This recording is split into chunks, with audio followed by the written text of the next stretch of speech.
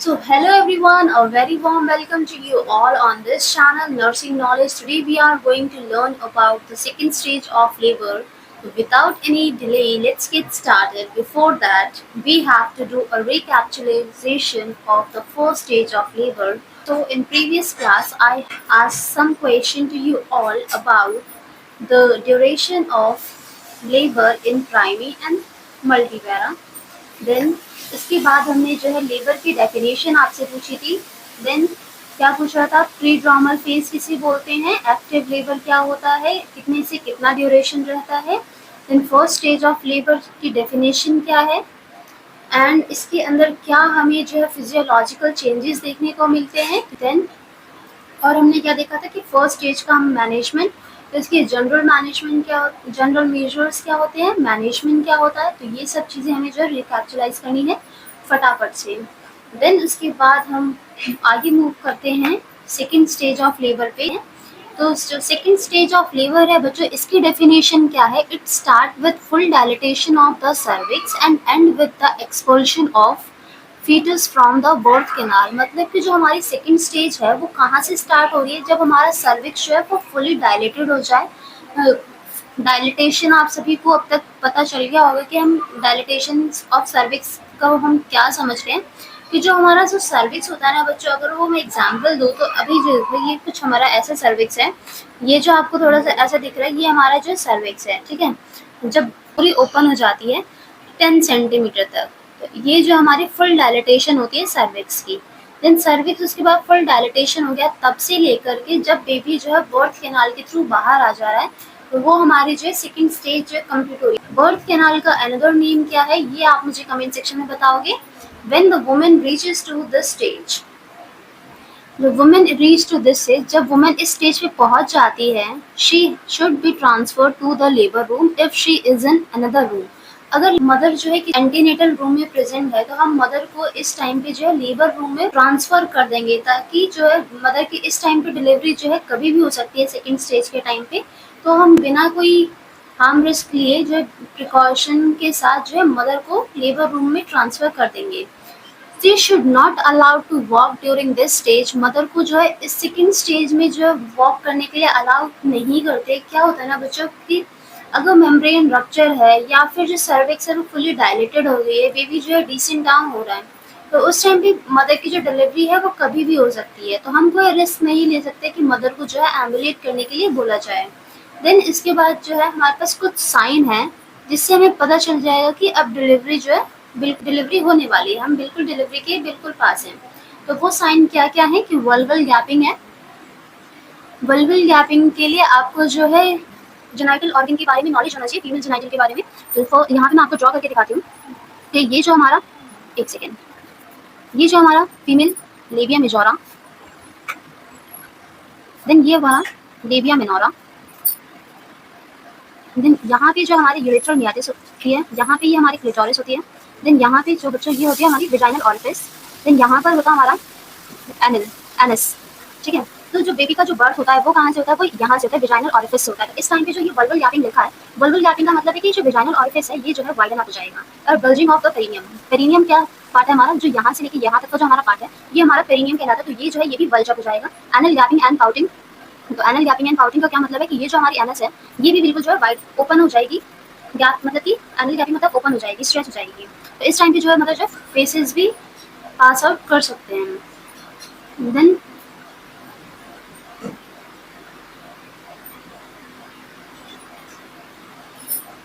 Then next है जो visibility of the foetal head at vulva.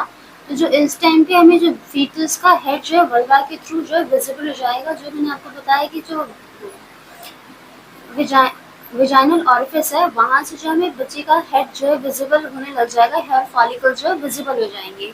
Then duration क्या है, ड्यूरेशन प्राइमरी में जो है 1 आवर की होती है और मल्टी में जो है 2 आवर की होती है। ये तो सेकेंड स्टेज के हो गए। जो मैंने आपसे क्वेश्चन पूछा था वो मैंने फर्स्ट स्टेज का पूछा था कि प्राइमरी में जो ड्यूरेशन होती है फर्स्ट स्टेज ऑफ लेबर की वो 11 to 12 आवर होती है, और जो मल्टी होती है वो 6 to 7 आवर होती है। ये मैंने आपसे पूछा था। देन उसके बाद है mechanism of labour. Mechanism of labour जो है सेकेंड स्टेज में बहुत ही ज़्यादा इम्पॉर्टेंट रोल प्ले करता है। और ये जो मैकेनिज्म ऑफ लेबर जो है टोटल 9 कार्डिनल मूवमेंट्स होते हैं इसके अंदर। इसको जो है अभी हम यहाँ पे नहीं करेंगे, इसको हम जो है नेक्स्ट वीडियो में करेंगे, डिटेल में करेंगे। अभी इसको यहाँ पे करेंगे तो हम थोड़ा कंफ्यूज जाएंगे, तो इसके लिए आपको थोड़ा सा वेट करना पड़ेगा। तो ये जो स्टेप्स हैं ये आपको फॉलो नहीं करने, प्रॉपर सीक्वेंस होता है वो मैं आपको बताऊंगी, वो आपको फॉलो करना है। तो अभी जो है इसके लिए हम वीडियो का इंतज़ार करेंगे, ठीक है। देन इसके next phases of second stage है। जो फेजेस ऑफ सेकंड स्टेज है हमारा, उसके जो है 2 स्टेजेस हैं। जो फर्स्ट स्टेज है वो क्या है, प्रोपल्सिव फेज है, और जो सेकंड स्टेज है वो क्या है, एक्सपल्सिव फेज है।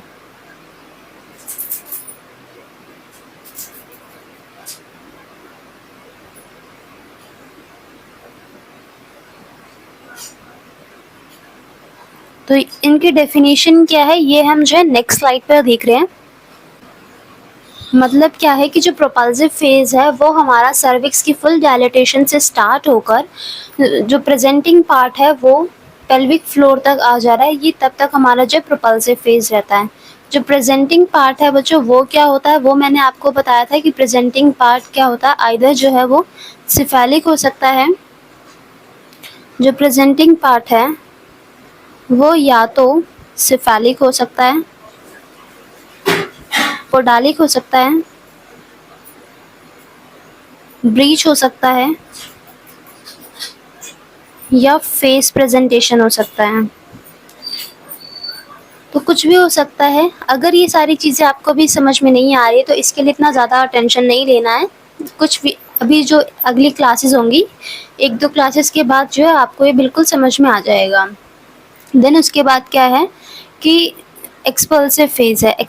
तो जो एक्सपल्सिव फेज है इसके अंदर क्या होता है कि मेटर्नल बियर डाउन एफर्ट से लेके जो मदर जो है नीचे की साइड बियर डाउन नीचे की तरफ जो फोर्स लगा रही है, जब कॉन्ट्रैक्शन आ रहे हैं तब से लेकर के बेबी की डिलीवरी तक जो है ये एक्सपल्सिव फेज होता है। एक्सपल्सिव फेज नाम से पता चल रहा है कि इसमें जो है बेबी डिलीवर आउट होगा, बाहर आ जाएगा थ्रू बर्थ कैनाल। और जो प्रोपल्सिव फेज है उसमें जो है प्रेशर आएगा, मतलब फुल डायलेटेशन होगी सर्विक्स की, और जो प्रेजेंटिंग पार्ट है वो डिसेंट डाउन होगा, मतलब नीचे की साइड आना स्टार्ट हो जाएगा। देन नेक्स्ट है फिजियोलॉजिकल चेंजेस। तो physiological changes of second stage, इसके अंदर contraction and retraction are stronger and more frequent. तो इसके अंदर जो मदर को कॉन्ट्रैक्शंस आएंगे ना बच्चों, वो जल्दी जल्दी आएंगे मदर को कॉन्ट्रैक्शन और रिट्रैक्शन। कॉन्ट्रैक्शन मैंने आपको बताया था स्क्वीजिंग, और रिट्रैक्शन मतलब अपने पाथ पर वापस जाना।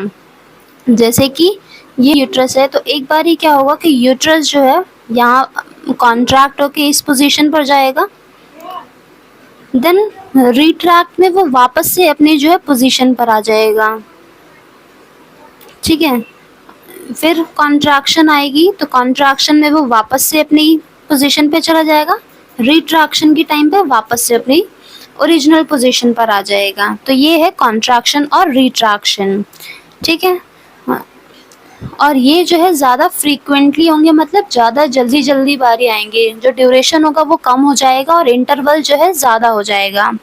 Then abdominal muscle and diaphragm are in expulsive in action. जो एब्डोमिनल मसल है और डायफ्राम है वो एक्सपल्सिव इन एक्शन में होंगे कि यूट्राइन कॉन्ट्रैक्शन आया बच्चों, तो यूट्राइन कॉन्ट्रैक्शन आए तो जो स्टमक है हमारा एब्डोमिन मसल है वो भी फोर्स लगा रहा है नीचे की साइड, और डायफ्राम है जब हम कोई बियर डाउन करेंगे, अगर हम वैसे भी अगर प्रैक्टिकल वे में करें कि अगर हम पेट पर जो है सांस लेकर पेट पर ज़्यादा प्रेशर लगाएं बाहर के साइड, तो क्या होगा कि हमारा जो डायफ्राम है वो भी एक्सपल्सिव मैनर में काम करेगा।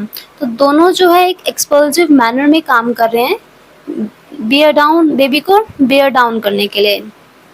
पेल्विक फ्लोर इज डिस्प्लेस्ड, मतलब बच्चों की जब बेबी नीचे आ रहा है, डिसेंट डाउन हो रहा है, तो जो नीचे का स्पेस है वो अपने आप जो है क्लियर आउट होगा, मतलब कि थोड़ा वाइडन अप हो जाएगा ताकि बेबी को प्रॉपर स्पेस मिले डिलीवरी के लिए। Then foetus is expelled. Fifth, the mechanism of labour play an important role in the second stage of labour. तो जो मैंने आपको बताया था कि जो 9 कार्डिनल मूवमेंट्स होते हैं वो बहुत ही ज़्यादा इंपॉर्टेंट रोल प्ले करते हैं, और एक की सेपरेट टॉपिक बनेगा बच्चों, तो जिसमें मैं आपको पूरा अच्छे से समझाऊंगी। अब नेक्स्ट है हमारा management of second stage of labour. Management of second stage of labour में when the cervix is fully dilated during a contraction, contraction के टाइम पर जब सर्विक्स जो है फुली डायलेटेड है during a contraction, encourage women to take a deep breath and push down. तो बच्चों जब कॉन्ट्रैक्शन आए तो कॉन्ट्रैक्शन के टाइम पर जो हमारी सर्विक्स है वो फुली डायलेटेड होगी, उस टाइम पे हमें मदर को जो है एनकरेज करना है, इनका मोरल हाई करना है कि वो लंबी गहरी सांस ले और नीचे की साइड जो है बेयर डाउन एफर्ट करे, मतलब नीचे की साइड जो है जोर लगाएं। अगर हम नॉर्मल भाषा में देखें तो take the following measures to ensure that delivery of the head is control one. तो जो नीचे हमें कुछ स्टेप्स दिए हैं ये हमें फॉलो करने हैं ताकि जो डिलीवरी हो रही है हेड की वो एक कंट्रोल मैनर में हो। तो बच्चों देखो जो डिलीवरी का प्रोसेस है ना वो ज़्यादा टाइम नहीं लगाता है, जो स्टेजेस है उसके अंदर जो है ड्यूरेशन है, लेकिन जो डिलीवरी का प्रोसेस है उसमें बेबी जो है स्पॉन्टेनियसली बाहर आ जाता है, उसमें 1-2 घंटे नहीं लगते कि बेबी को जो है सर्विक्स के थ्रू जो है बाहर आने में। सेकंड स्टेज में जो है बहुत ज़्यादा टाइम लग रहा है। बेबी बिल्कुल अगर डिसेंट डाउन हो गया है, सब कुछ हो गया है सेकंड स्टेज में, तो बेबी बिल्कुल विद इन अ मिनट और 2-3 मिनट जो है बेबी बाहर आ जाता है, हेड डिलीवर हो जाता है। तो हमें उस टाइम पे इतना सोचने का टाइम नहीं मिलता है कि हम अब क्या करें, तो हमें जो है पहले से प्रिपेयर होना पड़ता है कि हम बेबी के डिलीवरी की हेड जो है वो सेफली करवाएं। तो उसके लिए हमें जो है ये फॉलोइंग जो पॉइंट्स हैं ये हमें ध्यान में रखने हैं। तो इसमें क्या है कि support the perineum during crowning, place the figure lightly on the head to avoid rapid extension, apply episiotomy if indicated. मतलब कि पेरिनियम को हमें सपोर्ट करना है ड्यूरिंग क्राउनिंग। जब क्राउनिंग हमें पता चल गई, क्राउनिंग का जो साइन है हमें कैसे पता चलेगा क्राउनिंग हो गई है, तो जो वल्वल आउटलेट है ना बच्चों, वल्वल आउटलेट के थ्रू जो हमें जो बच्चे के सर पे हेयर फॉलिकल्स होंगे वो दिखना स्टार्ट हो जाएंगे, दैट मीन्स कि क्राउनिंग हो गई है। अब क्राउनिंग हो गई है तो हमें जो है मदर के पेरिनियम पे प्रॉपर सपोर्ट प्रोवाइड करना है, क्योंकि बेबी का हेड जैसे ही बाहर आएगा उस टाइम पे क्या हो सकता है कि मदर के पेरिनियल एरिया भी इंजर्ड हो सकता है, इनसे लेसरेशन जो है कहीं से भी हो सकती है। तो हमें उसको कंट्रोल करने के लिए एपिजियोटमी दिया जाता है। एपिजियोटमी कंट्रोल्ड इंसिजन होता है बच्चों, जो कि जिसको हील करना ज़्यादा आसान होता है एज़ कम्पेयर टू अगर कोई अब्रप्टली इंसिजन हुआ है या लेसरेशन हुआ है। तो जब बेबी क्राउनिंग हो गई तो उस टाइम पे हमें पेरिनियम को पूरा पूरा सपोर्ट करना है। Place the finger lightly on the head over नहीं place the head to avoid rapid extension. और अपना जो हाथ है हमें जो डोमिनेंट हैंड है वो हमें स्लाइटली बेबी के हेड पर लगा के रखना है ताकि रैपिड एक्सटेंशन ना हो। जो बेबी बाहर आ रहा है तो एकदम अचानक से बाहर ना आए, हमारे कंट्रोल मैनर में आए। तो और अप्लाई एपिजियोटमी इफ इंडिकेटेड। तो अगर एडिक्वेट स्पेस नहीं है पेरिनियम पर तो हमें जो है एपिजियोटमी लगानी पड़ती है। Keep one hand and gently on the head as it advances with the contraction. तो हमें एक हाथ जो है वो हेड पर लगा के रखना है, क्योंकि कॉन्ट्रैक्शन के साथ जो है हेड की डिलीवरी बहुत ही ज़्यादा एडवांस हो सकती है। Then support the perineum with the other hand and cover the anus with the pad held in position by the side of hand. बच्चों इन तीनों लाइन में ना एक ही बात कही है घुमा फिरा के, आपको बस इतना लिखना है कि पेरिनियम को सपोर्ट करना है at the time of crowning to and place the dominant hand lightly on the head to avoid rapid extension and apply episiotomy if needed। आपको बस इतना लिखना है इन तीनों लाइन में। इन तीनों लाइन में सिर्फ एक ही बात घुमा फिरा के कहिए, आप कंफ्यूज हो इससे बेटर है कि आप एक ही लाइन लिखो, अच्छी लिखो। हमें जो है ध्यान रखना है कि जो जब कॉन्ट्रैक्शन आई है हमें मदर को एजुकेट करना है कि जब भी कॉन्ट्रैक्शन आए तो वो लंबी गहरी सांस ले और बियर डाउन एफर्ट लगाए, नीचे की तरफ जोर लगाए। ऐसा हमें मदर को एजुकेट करना है, ठीक है। और मदर को ऐसा नहीं बोलना है कि आप बस नीचे की साइड जोर लगाओ, जब डिलीवरी होनी होगी हो जाएगा, ऐसा नहीं करना है। जब कॉन्ट्रैक्शन आएगा बेबी जब कॉन्ट्रैक्शन आएगा बच्चों तभी जो है कोई भी प्रोसेस फ्रूटफुल रहेगा। आप अननेसेसरली कहीं पे फोर्स लगाओगे, लेट्स सपोज आप कहीं पे कि अनडायरेक्शनली कोई काम कर रहे हो, आपको नहीं पता है कि आपको जाना किधर है, तो वो जो काम है वो फ्रूटफुल नहीं रहेगा।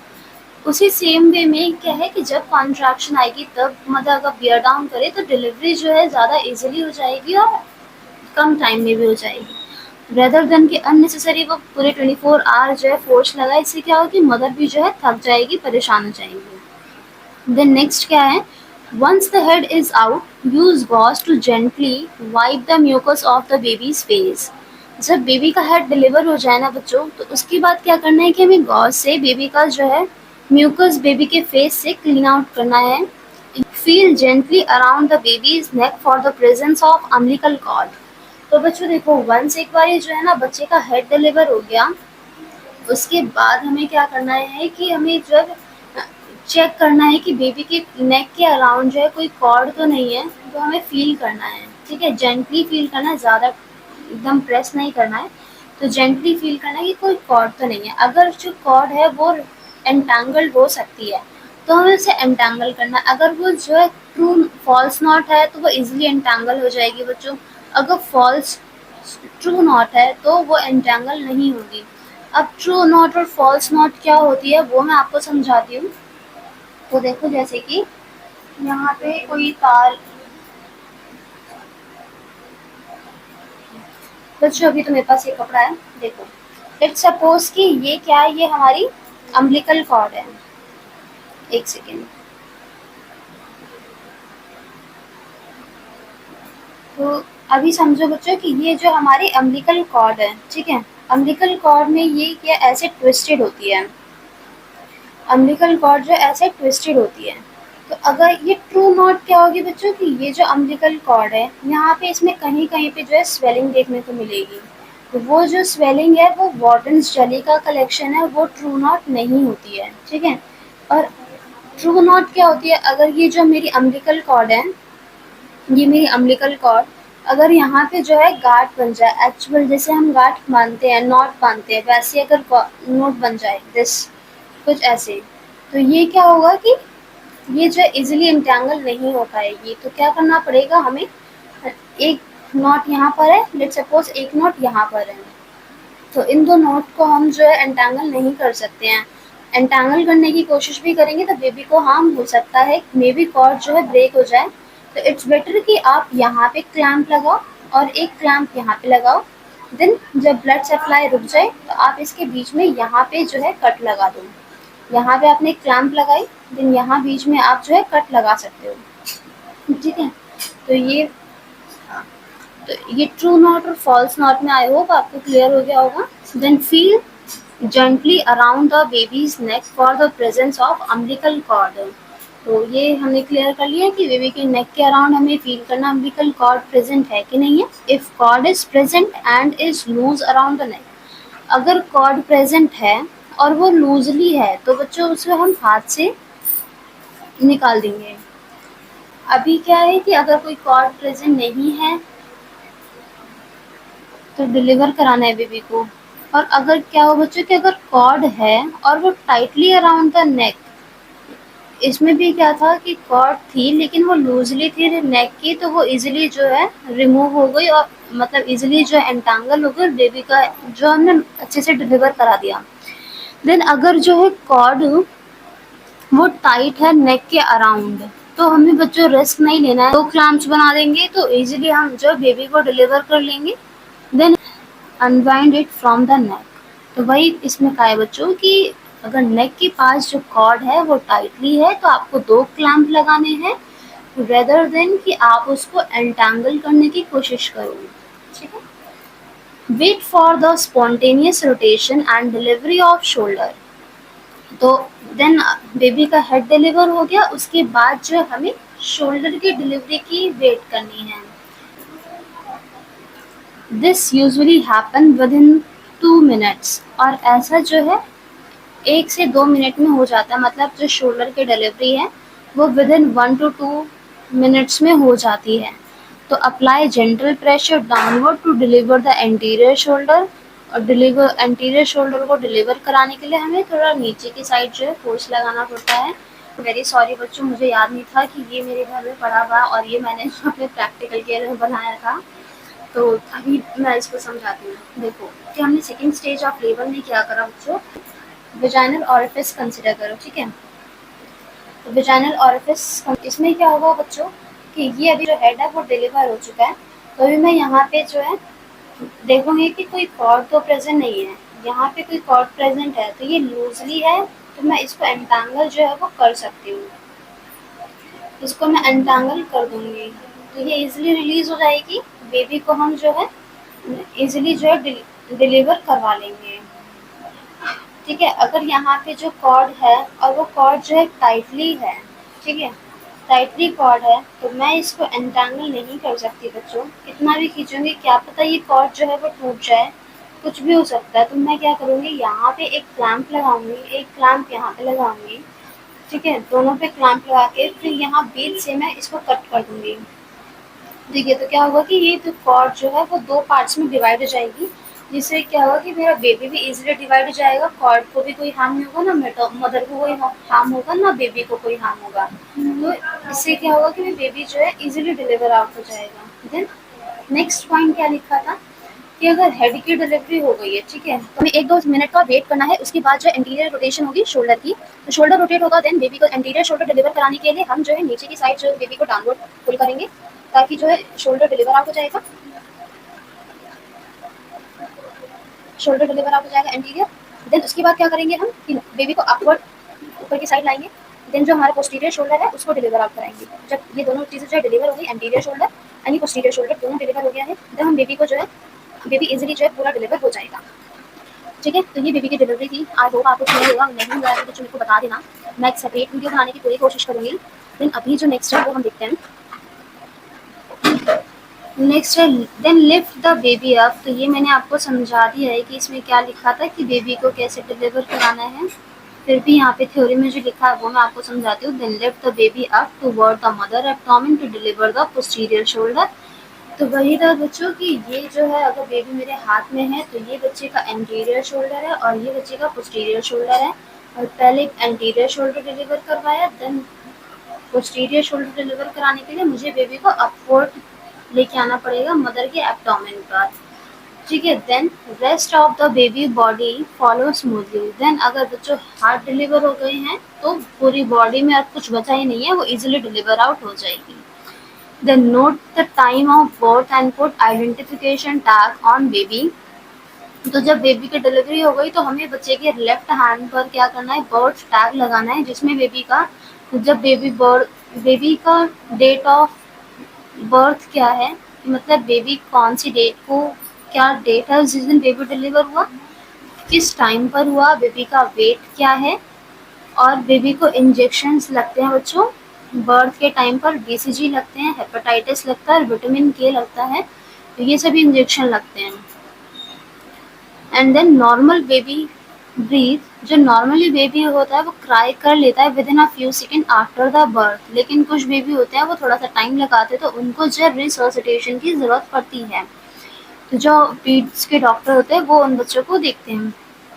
Place the baby on abdomen of the mother और receive the baby in a warm towel और क्लोथ। जब बेबी डिलीवर हो गया तो बच्चों उसके बाद हम बेबी को जो है मदर के एब्डोमेन पर रख सकते हैं या फिर वार्म टाल में बेबी को रिसीव करेंगे।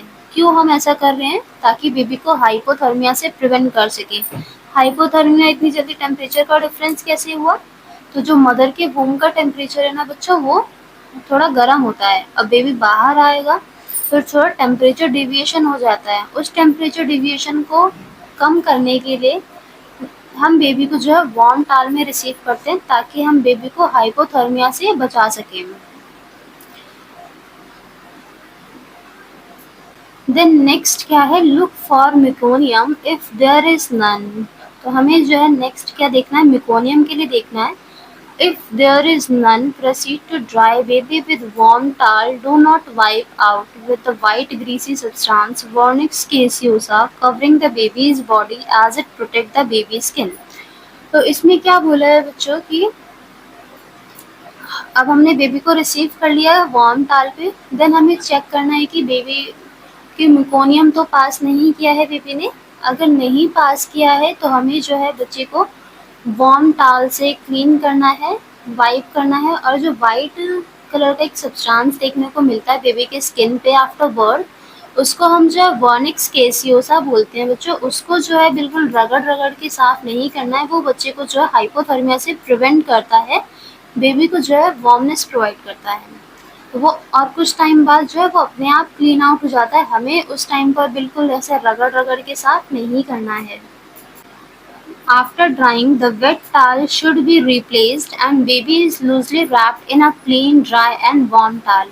तो मतलब बेबी को जब हमने ड्राई कर लिया उसके बाद बेबी को एक न्यू जो जिस टाल से क्लीन किया है बेबी को, उसको जो हमें रिप्लेस करना है एंड बेबी को न्यू टाल पे रैप करना है और वार्म टाल में, ताकि वार्मनेस प्रोवाइड कर सके। Wipe both the eye with the sterile gauze, baby की जो दोनों आंखें हैं उसको स्टेराइल गॉज से क्लीन करना है। इफ मेकोनियम प्रेजेंट, अगर मेकोनियम प्रेजेंट है तो यहाँ पे हमने क्या देखा था कि मेकोनियम प्रेजेंट नहीं है। यहाँ पे हमने क्या देखा था कि मेकोनियम प्रेजेंट नहीं है यहाँ पे। और यहाँ पे हम क्या देख रहे हैं कि यहाँ पे मेकोनियम प्रेजेंट है। If meconium present and baby is not crying, apply suction to the mouth and then to the nose। तो वहाँ पे क्या था बच्चों कि मेकोनियम भी प्रेजेंट नहीं था और बेबी ने नॉर्मली क्राई किया था। और यहाँ पे क्या है कि बेबी में मेकोनियम प्रेजेंट है। मेकोनियम क्या होता है, जो कि मेकोनियम जो बेबी का फर्स्ट टूल होता है उसको हम बोलते हैं मेकोनियम। अगर बेबी ने मदर के वूम में वो पास आउट कर दिया है और उसको सक कर लिया है और ये जो ग्रीनिश कलर का होता है, तो बेबी ने ये जो है सक कर लिया है। Baby is not crying, apply suction machine to the mouth and then nose. अगर बेबी रो नहीं रहा है बच्चों तो हमें क्या करना है कि सक्शन मशीन से जो है उसके नोज को, उसके सिक्रेशंस को जो है क्लियर आउट करना है। तो उसके लिए पहले जो हमें सक्शन मशीन है वो पहले जो है माउथ में लगाना है, देन नोज में लगाना है। पहले माउथ में देन नोज में। ऐसा क्यों कर रहे हैं, क्योंकि माउथ जो है लेस कंटामिनेटेड है एज कम्पेयर टू नोज। तो पहले माउथ में लगाना है देन नोज में। तो इसको याद करने का क्या तरीका है, इसको याद करने का तरीका जैसे ABCD हम पढ़ते हैं तो उसमें MN जैसे ये सीरीज में आता है वैसे ही है कि जो सक्शन मशीन है पहले माउथ में लगेगी देन नोज में लगेगी। ठीक है। Then if the baby is breathing well 30 to 60 times per minute, provide the routine care। अगर बेबी जो है अच्छे से ब्रीथ कर रहा है, मतलब बेबी ने क्राई कर लिया, तो बेबी को जो है रूटीन केयर प्रोवाइड करनी है। If the baby is not breathing और गैस्पिंग, कॉल फॉर हेल्प और follow the step of resuscitation. अगर बेबी अच्छे से ब्रीथ नहीं कर रहा है तो जो है हमें डॉक्टर को कॉल करना है और रिसोसिटेशन की जो है रिक्वायर्ड है बेबी को। Then clamp the cord when the cord pulsation stop at 2 to 3 centimeter from baby's abdomen, and second clamp should be applied 5 centimeter from the baby's abdomen। तो इसमें क्या बोला है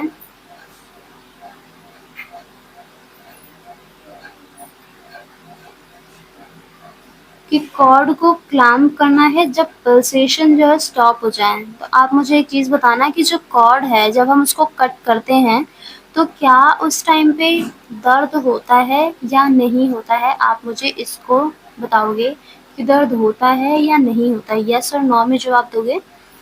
और जिन बच्चों का यस होगा और नो होगा तो I will clear that in the comment section. अभी क्या है कि clamp the cord when cord pulsation stop, जब पल्सेशन स्टॉप हो जाए तब हमें जो है कॉर्ड को क्लैम्प करना है at 2 to 3 centimetre from baby's abdomen. तो देखो बच्चों ये क्या है, छोटा बेबी है और ये जो है मदर है, मदर का ये प्लेसेंटा है। ठीक है। इस प्लेसेंटा के थ्रू जो है ये अम्बिलिकल कॉर्ड इस बेबी से कनेक्ट हो रही है। ठीक है। तो अभी क्या करना है कि अभी जो हमें यहाँ पे हमें क्लैम्प करनी है, बेबी जो डिलीवर आउट हो गया है, बेबी डिलीवर आउट हो गया है, जब पल्सेशन जो है स्टॉप हो जाए, पल्सेशन अपने आप तो नहीं रुकेगी, जब तक ये कॉर्ड अटैच है तब तक जो है यहाँ से ब्लड जो है बेबी में जाता रहेगा। ठीक है, इसको पल्सेशन को स्टॉप करने के लिए हमें क्या करना है, यहाँ पे क्लैम्प करना है, यहाँ पे क्लैम्प करना है। तो इन दोनों के बीच में जो है पल्सेशन, मतलब कि अभी जैसे कि क्या होता है, पल्सेशन होती क्या है इसको समझो। अभी जैसे हम कहीं से बहुत ज़ोर से भाग-भाग के आ रहे हैं, तो हमें जो है बहुत धक-धक, धक-धक, धक-धक ऐसा लगता है, ठीक है? तो हम अपने वेन्स को भी टच करते हैं तो काफ़ी जो हमें पल्सेशन फ़ील होती है, मतलब कि ब्लड फ्लो फ़ील होता है कि जो पल्स रेट है वो काफ़ी ज़्यादा हमें फ़ील होती है। ठीक वैसे इसमें भी होता है बच्चों कि यहाँ पे जब ब्लड फ्लो होगा तो हमें पल्सेशन जो है फ़ील होगी। अगर हमने यहाँ पे इसको क्लैम्प कर दिया है तो इन दोनों के जो बीच में है वो ब्लड सर्कुलेशन रुक जाएगा, अपने आप जो है पल्सेशन स्टॉप हो जाएगी। देन जो हमें क्लैम्प करना है वो हमें कहाँ से करना है, जो बेबी का एब्डोमेन है वहाँ से 2 to 3 सेंटीमीटर जो है अवे करना है। मतलब ये बेबी का एब्डोमेन है तो यहाँ से 2 to 3 सेंटीमीटर यहाँ पे हमें क्लैम्प करना है। And the second clamp should be applied 5 centimeter from the baby's abdomen and cord is cut in between the two clamp. और जो सेकंड क्लैम्प है, ये जो फर्स्ट क्लैम्प थी वो तो हमने बेबी के एब्डोमेन से 2 to 3 सेंटीमीटर लगाई, और जो सेकंड क्लैम्प है वो हमने यहाँ से यहाँ तक लगाई जो 5 सेंटीमीटर अवे था। ठीक है, ये 2 क्लैम्प हमने लगा दी, उसके बाद जो है हम ये पल्सेशन स्टॉप हो जाएगी, उसके बाद क्या करेंगे हम यहाँ पर जो है कट लगा देंगे। ठीक है, तो अब ये बच्चे की अवल नाल हो गई और ये प्लेसेंटा की हो गई जो डिलीवर के टाइम पर डिस्कार्ड कर दिया जाएगा। ठीक है,